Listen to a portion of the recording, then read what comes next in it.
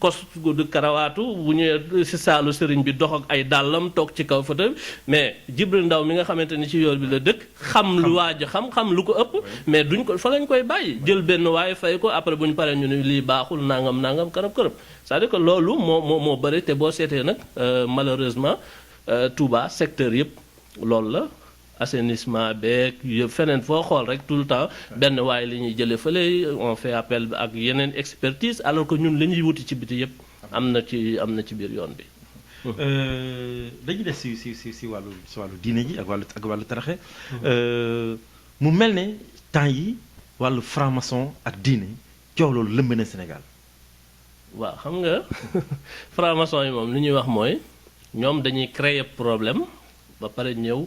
proposer ay solution en fait loolu mooy seen fort it mooy fekk zone yoo xamante ni am ay pauvre lañu amuñu xaalis ñu mais yow leer na ne ni sénégalais ak fi Sénégal toll nga tegal leen xaalis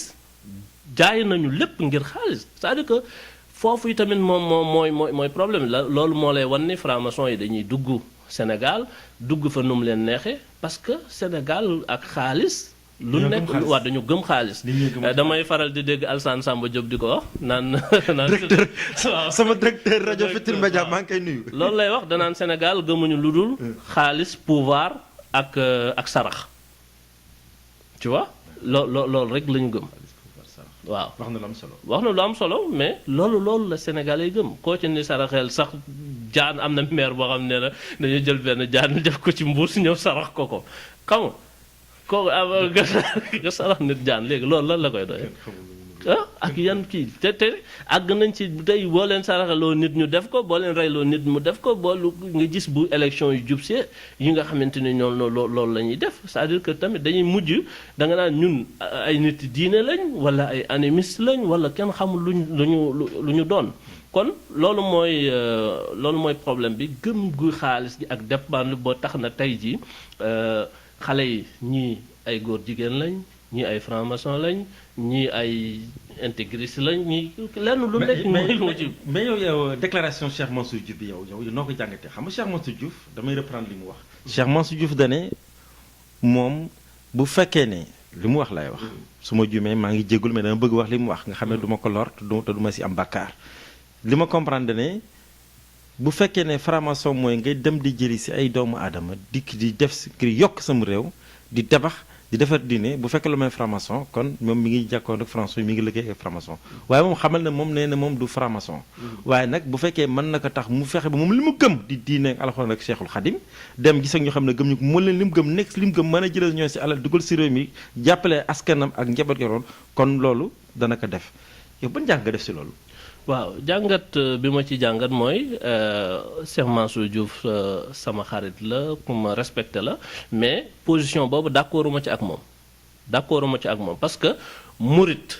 rawatina ngay cheikhu murit dafa am lu la Serigne Touba defal dafa am waa Serigne Touba da la investir ab mission waroo dugg ci lu leerul wala dugg ci lu lënt en fait noonu lañu Sëriñ Touba jàngal ci Masalik loolu la ñu war te Sëriñ Touba yi tamit position boobu la taxaw man jàpp naa ne képp ku ñu seexal di la tudd Sëriñ Touba da nga war a taxaw teg sa tànk fi ko Sëriñ Touba teg dañuy laaj nag est-ce que Sëriñ Touba bu doon moom wala muy xalifa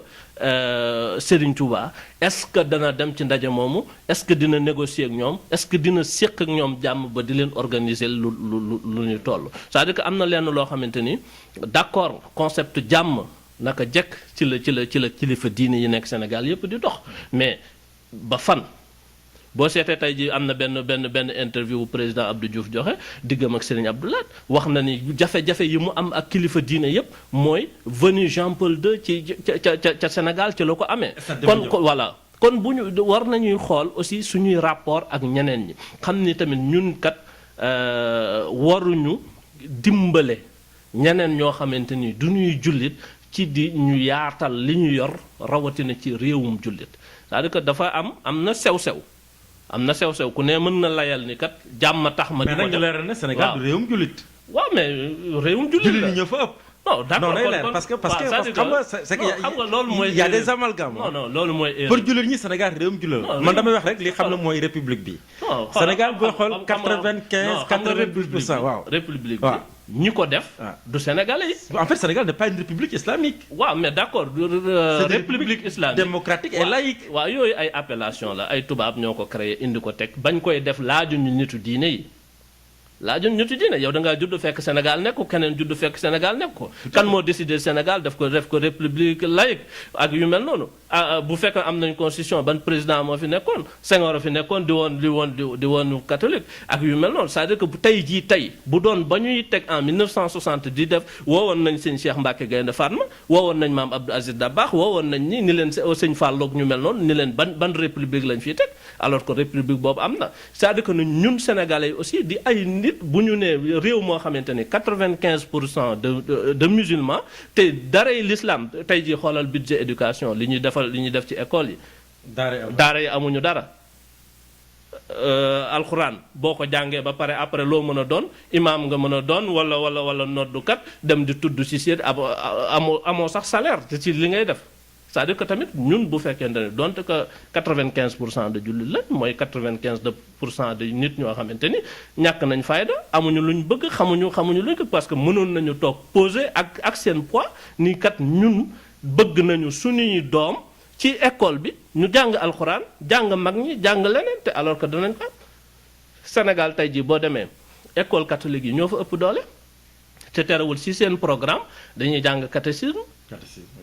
bu doomi jullit yi nekkee ba foofu ñu ne cours bii ñuy def kat cours catéchisme. mais nag école yéen génn leen ngeen dem. mais dogguma la mais école élémentaire yi maintenant dugal nañ si njàng arabe beeg alxuraan ji ay y a les écoles franco-arabes maintenant. ay kii la rek man du benn xale boo xamante ni vraiment. mën nga caa déggee arabe. wala nga jàngee ca arabe wala nga jëriñoo ci c'est-à-dire que ay xamoon nuñ koy genre alphabétisation waaw genre même pas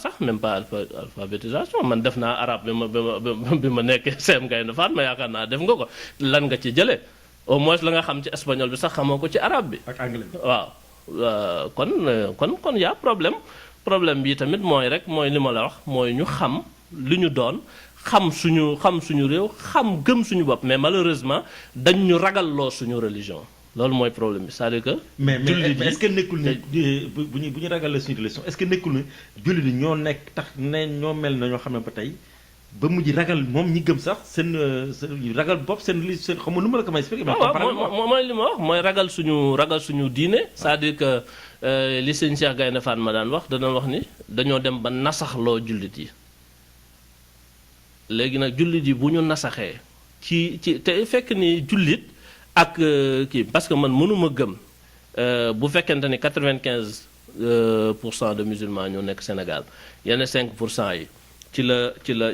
chrétiens yi nekk ci la animistes yi nekk ci la protestants yi ci la ñuy athées yi ak ñoom ñëpp nekk ñu mën nag ñoom am benn assise boo xamante ni ci réew mi jullit yi mënuñu ko am. jullit yi kon ñun am nañ problème organisation parce que tey jii boo demee Sénégal pour faju école sœur yi ngay dem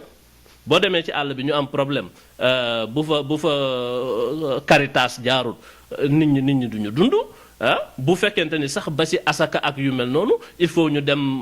Makka wala Arabie Saoudite wala Dubaï di màjjaal ci baytul maal bi bu fekkente ni tabaski day jot nit ñi duñu am lu ñu tabaskee yow nga dëkk fii tabaskee xaru 1 million sa morom nekk fee